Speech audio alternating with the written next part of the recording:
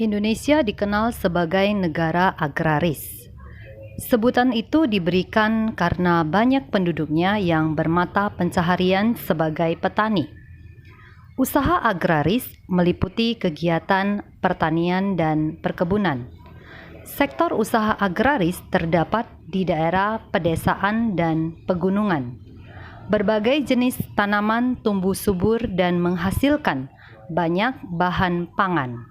Hasil pertanian antara lain padi, jagung, ubi, kedelai, sagu, umbi-umbian, sayur-sayuran, dan buah-buahan.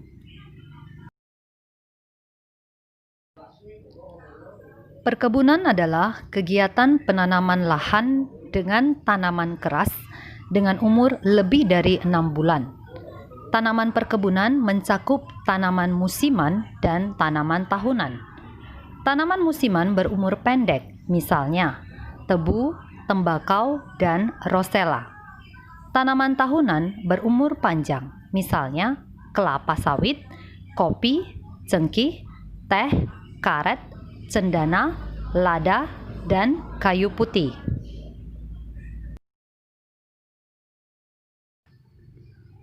Peternakan adalah kegiatan usaha budidaya hewan yang diambil hasilnya. Hasil peternakan terdiri atas daging, telur, susu, kulit, dan bulu.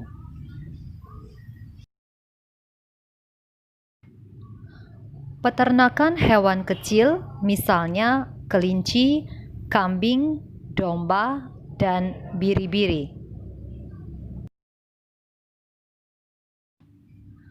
Peternakan hewan besar, misalnya sapi, kerbau, dan kuda. Peternakan unggas, misalnya ayam, itik, burung, dan puyuh. Usaha yang dilakukan pemerintah dalam mengembangkan peternakan antara lain memberikan bantuan bibit unggul, menyediakan pakan ternak bermutu, dan memberikan penyuluhan kepada peternak. Usaha perikanan dibedakan menjadi perikanan darat dan perikanan laut. Perikanan darat adalah usaha memelihara dan menangkap ikan di perairan darat. Perikanan darat terdiri atas perikanan air tawar dan perikanan air payau. Perikanan air tawar dilakukan di sungai, danau, rawa, waduk, bendungan, empang, sawah, dan kolam. Jenis ikan yang dibudidayakan adalah lele, nila, mujair, gurami, dan ikan mas. Perikanan air payau dilakukan di tambak di pinggir pantai dan jenis ikan yang dibudidayakan adalah bandeng. Perikanan air laut adalah usaha menangkap ikan di pantai atau di laut.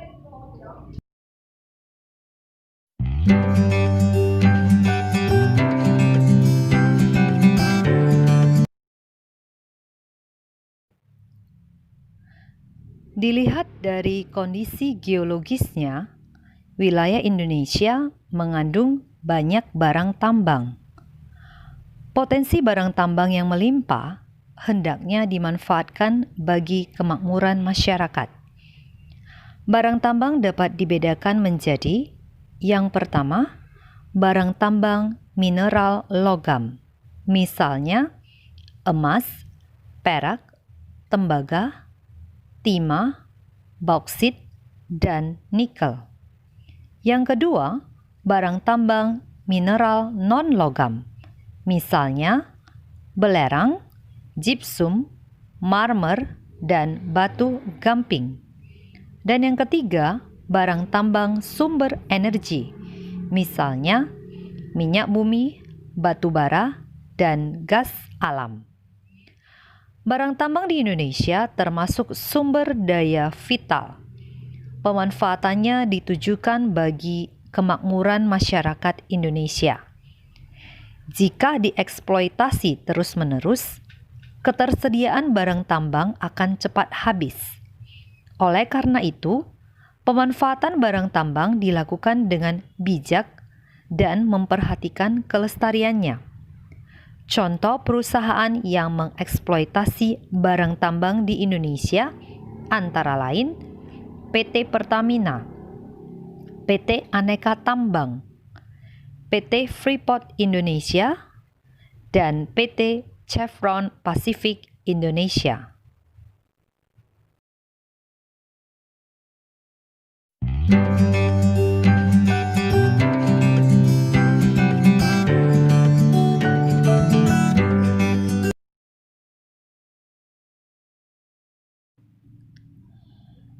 Dahulu, hutan Indonesia bagaikan hamparan karpet hijau dilihat dari udara. Hutan Indonesia berperan penting sebagai paru-paru dunia. Hutan juga berfungsi sebagai tempat berkembangnya berbagai fauna. Dari segi lingkungan, hutan menjadi daerah resapan air hujan. Sayangnya, saat ini luas hutan Indonesia semakin sempit.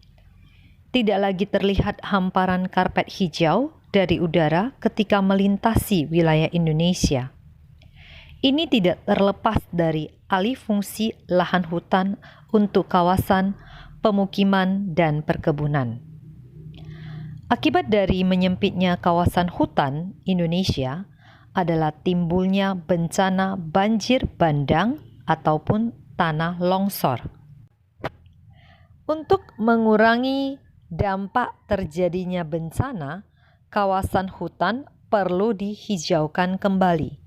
Pembalakan liar harus dicegah agar hutan tidak semakin rusak. Jika hutan Indonesia kembali hijau, hasil hutan kembali melimpah. Hasil hutan Indonesia antara lain kayu jati, meranti, ulin, damar, dan rotan.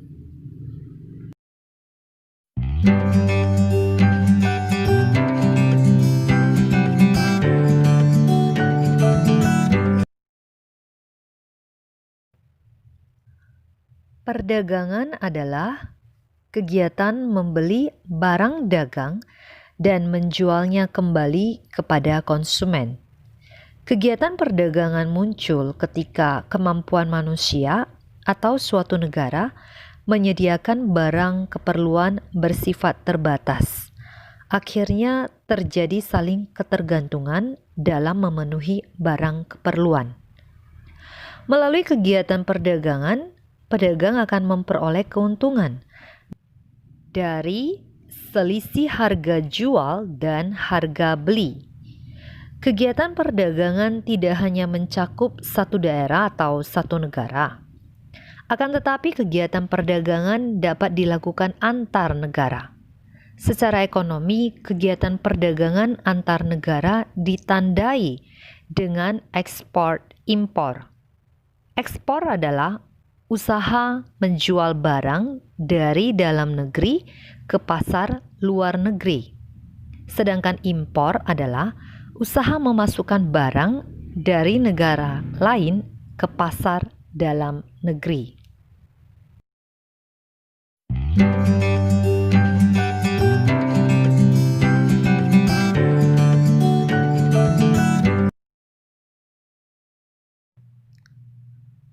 Perindustrian adalah kegiatan mengubah bahan mentah menjadi barang setengah jadi atau barang jadi.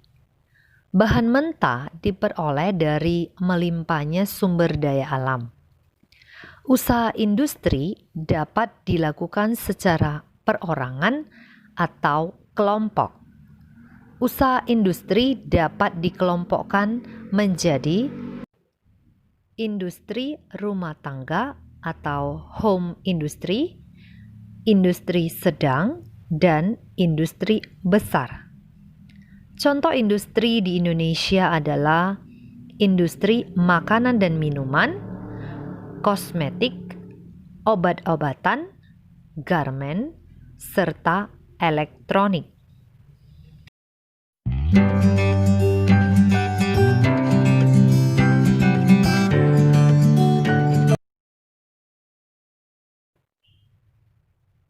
Bidang jasa berkaitan dengan pemberian layanan kepada konsumen.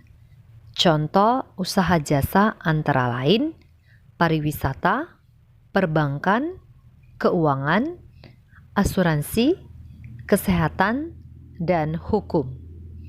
Sektor jasa di Indonesia, terutama pariwisata, berkembang pesat. Pesatnya jasa pariwisata didukung potensi panorama alam Indonesia yang elok.